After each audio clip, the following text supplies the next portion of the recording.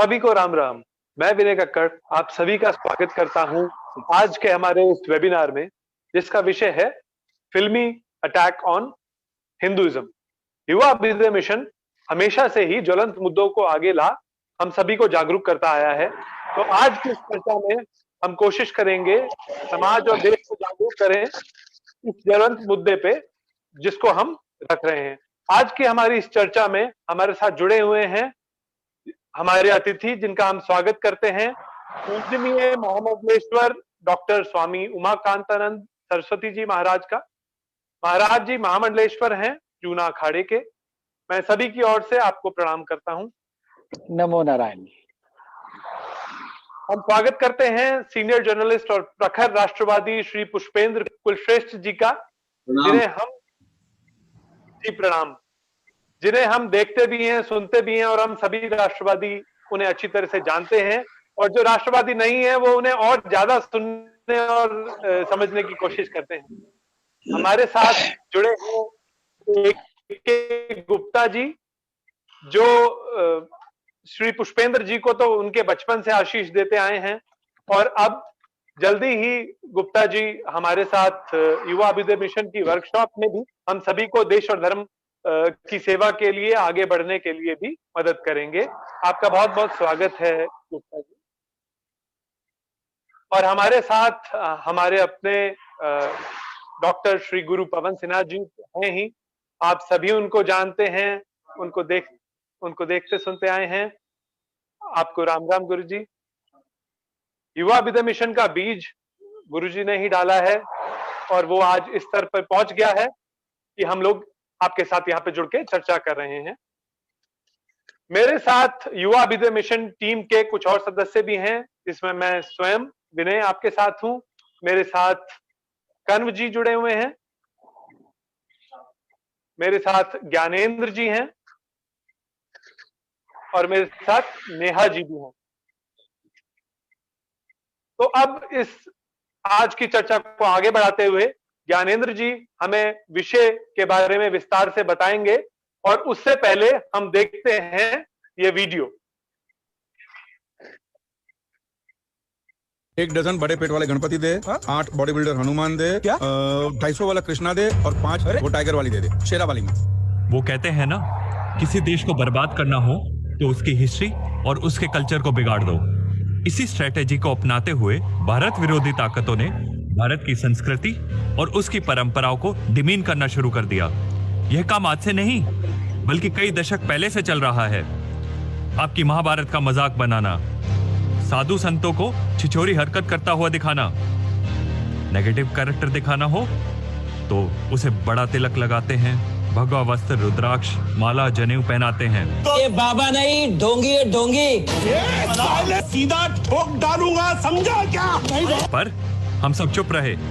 इसी चुप्पी की वजह से आज सिचुएशन ऐसी हो गई है कि अब कहीं भगवान शिव को एलियन से डरकर भागते हुए दिखाते हैं, तो कहीं रघुकुल रीत को किस देने वाली रीत बताते हैं कि रघुकुल रीत सदा चली आएगी, प्राण जाए पर पप्पी न जाए।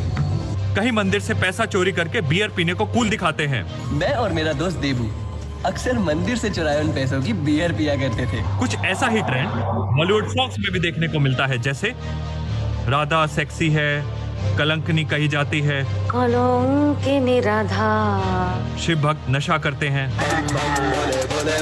जब तक लोग ऐसे खिलौनों में मानते रहेंगे ना, तब तक हमारा धंधा चलता है। Photo with Lord Shiva 100 rupees, with Holi Ganga water 200 rupees.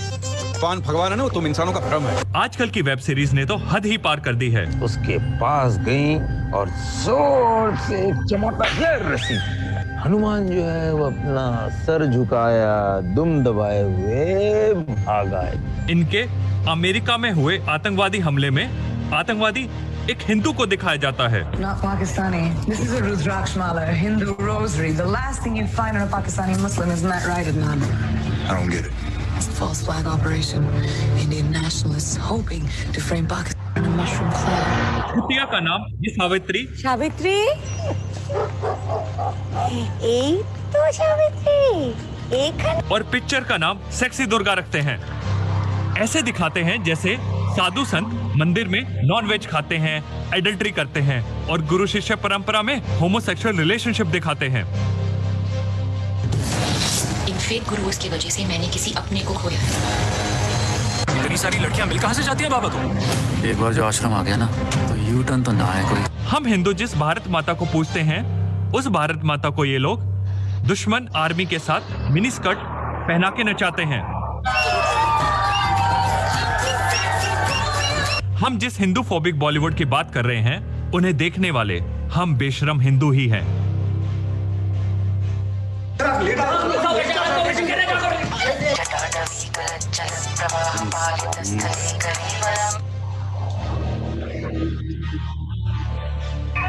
भगवान को मानते हो? भगवान रखना पड़ता है। आश्चर्य होता है इन फिल्म्स को हिट कराने के लिए हम पैसे देते हैं और अपने भगवान का मजाक तालियां बजा बजा कर करते हैं।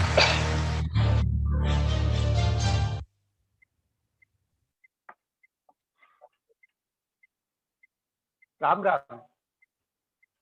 फिल्में हमारे एंटरटेनमेंट का मुख्य साधन रही है। इसके लिए हमारा पैसा और समय दोनों ही लगता है, लेकिन क्या आपने कभी महसूस किया है कि इन फिल्मों में एंटरटेनमेंट के साथ साथ कुछ और भी परोसा जा रहा है? हमारी परंपराओं का घोर अपमान किया जा रहा है। 100 करोड़ हिंदुओं की भावनाओं पर कुठाराघात किया जा रहा है। ब्लैक एंड व्हाइट से लेकर मल्टीप्लेक्स तक और अब वेब सीरीज तक ये सिलसिला लगातार चला आ रहा है, लेकिन हम इन चीजों को नोटिस नहीं कर पा रहे हैं। हमारे त्योहारों को, हमारे देवी देवताओं को इस प्रकार पोर्ट्रे किया जाता है कि उनका मजाक बनाया जा सके। वेब सीरीज में, फिल्मों में इस तरह के सीन जबरदस्ती डाले जाते हैं कि इन सब परंपराओं का, जो कि तार्किकता के ठोस धरातल पर खड़ी हुई है, इनका मजाक बनाने का अवसर ढूंढे जा सके। लेकिन हम चुप रहते हैं, हम प्रतिकार नहीं कर पाते, क्योंकि हमें शायद अपने ही धर्म की गहराई से समझ नहीं है और साथ ही हम दुनिया की बेस्ट रेस में भी हैं। We are the finest people of the world. लेकिन क्या यह हमारी कमजोरी है? शायद नहीं। पिछले कुछ सालों में देखें तो ओटीटी प्लेटफॉर्म पर बहुत सारी वेब सीरीज ऐसी आई हैं जिन्होंने हिंदू धर्म को डिमीन करने का बहुत प्रयास किया है। जैसा कि अभी आपने एक वीडियो क्लिप में भी देखा, तमाम उस तरह के सीन्स डाले गए हैं जो किसी भी तरह से हिंदू धर्म को नीचा दिखाने का काम करते हैं। कुछ वेब सीरीज के उदाहरण आपने देखे वीडियो क्लिप्स में। कुछ वेब सीरीज और भी हैं जिनके उदाहरण मैं लेना चाहूंगा। पातालोक वेब सीरीज है जिसमें हिंदुओं को मुस्लिम का मॉब लिंचिंग करते हुए दिखाया जाता है, जय श्री राम बोलकर। एक और वेब सीरीज है सेक्रेट गेम्स, जिसमें वेद वाक्य अहम ब्रह्मास्त्र का मजाक बनाया जाता है और गीता का ज्ञान रखने वाले धर्म गुरु को अपराधी के रूप में चित्रित किया जाता है। छिप्पा नाम की एक वेब सीरीज है जिसको अभी आपने वीडियो क्लिप में भी देखा, जिसमें एक बुजुर्ग एक बच्चे को कहानी सुनाते हैं कि दादी माँ ने हनुमान को थप्पड़ मारा। आप शब्दों पर ध्यान दीजिएगा, हनुमान को थप्पड़ मारा और हनुमान वहां से दुम दबाकर भाग गया। हनुमान वहां से दुम दबाकर भाग गया।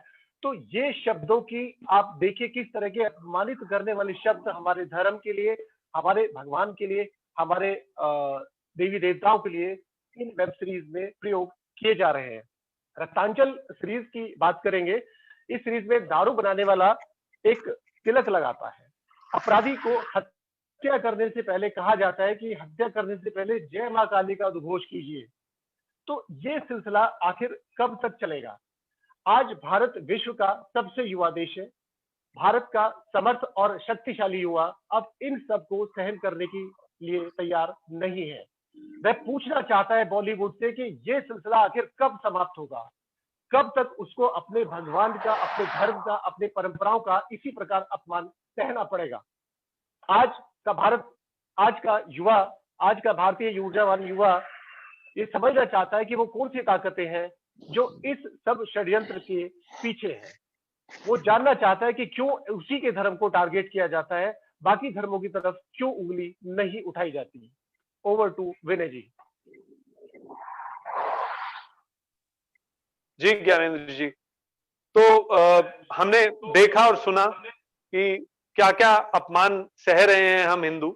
तो इस चर्चा को मैं अब सीधा महामंडलेश्वर जी की तरफ ले जाते हुए महाराज जी से ये पूछना चाहूंगा कि क्या फिल्मों में दिखाया जा रहा ये हिंदुओं का अपमान, क्या ये हिंदुओं पर चौतरफा हमला नहीं है? देखिए इसमें थोड़ी आवाज में गड़बड़ी हो सकती है क्योंकि हम हाईवे पे गाड़ी रोक के कर रहे हैं। ये आवाज आ रही है? जी आ रही है। हाँ, एकदम अच्छी। ये चौतरफा नहीं, ये सभी तरफा हमला है।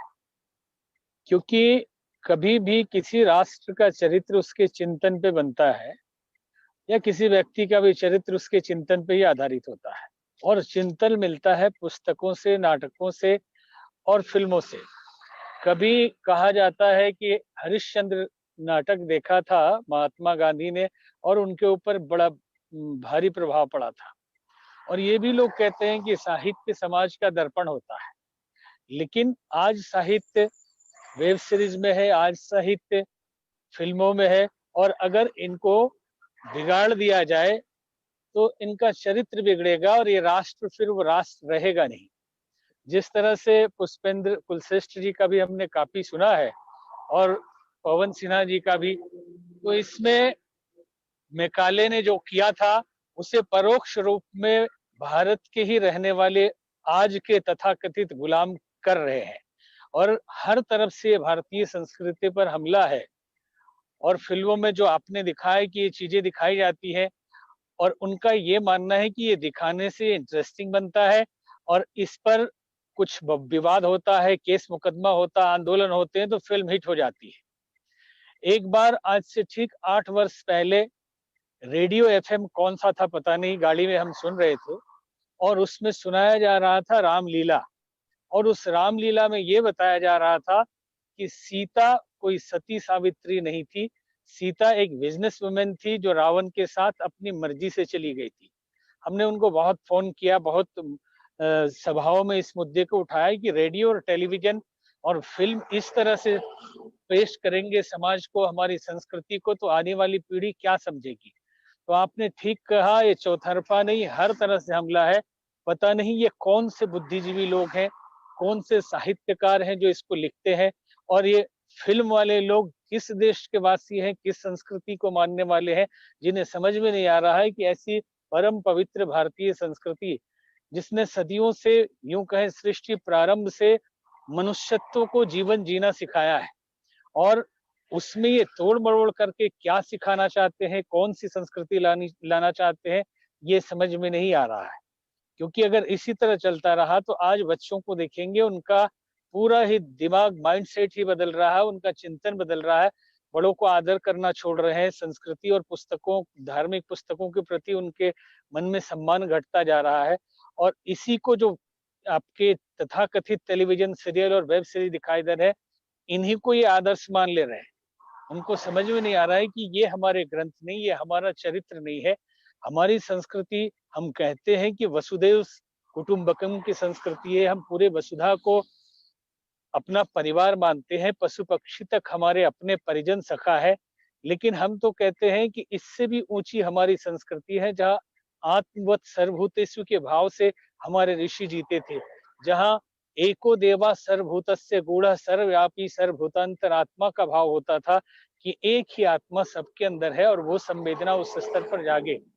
लेकिन आज जो हो रहा है, आप लोगों का यह प्रयास बहुत सराहनीय है, कोई तो आवाज उठाए, क्योंकि बहुत 5-6 साल 7 साल पहले की बात है, एक बार हमने एक उसमें देखा कि टॉयलेट सीट पर गणपति बप्पा की तस्वीर थी, एक काली माता ब्रांड बियर हमने देखा, और इस पर 2013 के कुंभ में हम लोगों ने काफी अभियान भी छेड़ा। और समस्या ये होती है कि हम अपने ही लोग इस बात को समझ नहीं पाते, और कभी सीढ़ी के पास भगवान का तस्वीर लगा देते हैं, कोई थूकेगा नहीं, आप नहीं थूकेंगे, लेकिन जो नहीं मानने वाले हैं, दूसरे धर्म या मजहब वाले हैं, वो तो जानबूझ के थूकेंगे। तो आज हमला चौतरफा है, और इतना सेंटर्ड है ये हमला कि मस्तिष्क पे ही हमला कर दिया जाए, चिंतन और चरित्र पे ही हमला कर दिया जाए, तो आने वाली पीढ़ी जो आप कह रहे हैं युवा पीढ़ी है, ये पूरी तरह से बर्बाद हो जाएगी, उनको संस्कृति और संस्कार नहीं मिल पाएंगे। बिल्कुल, धन्यवाद महाराज जी। और मैं इस चीज को यहाँ पे हाईलाइट करना चाहूंगा कि आज की चर्चा में हम यही चाहते हैं कि देश का युवा जागरूक हो और इन चीजों को समझे, इन षड्यंत्रों को समझे। आपने एक बहुत महत्वपूर्ण बात की कि जो फिल्म बना रहा है वो देखता है कि कंट्रोवर्सी क्रिएट होगी, अगर फिल्म पे केस होगा तो ये हिट हो जाएगी। तो मतलब कहीं ना कहीं बात है पूंजीवाद की, बात है प्रॉफिटेबिलिटी की, क्योंकि फिल्म इंडस्ट्री कहा जाता है तो इंडस्ट्री में इन्वेस्टमेंट भी है। तो मैं अब चलूंगा पुष्पेश जी के पास और हम जानना चाहेंगे कि इस इंडस्ट्री को लोग जो अपने हिसाब से इस प्रोडक्ट को बना के और चाहते हैं कि हमें वो परोसा जाए वो जो कि इन्वेस्टर चाहता है, तो हमें थोड़ा इस विषय में इसकी गहराई में लेके जाइए।